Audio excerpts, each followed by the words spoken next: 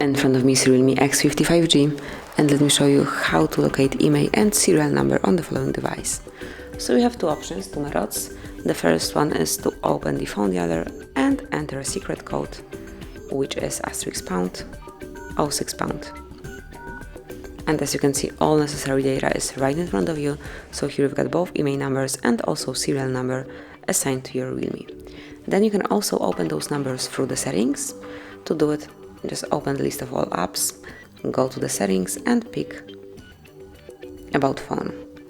Now select Status, and here you will notice both IMEI numbers and also serial number assigned to your REALME. And this is it, that would be all. This is how you can smoothly and easily reach IMEI and serial number.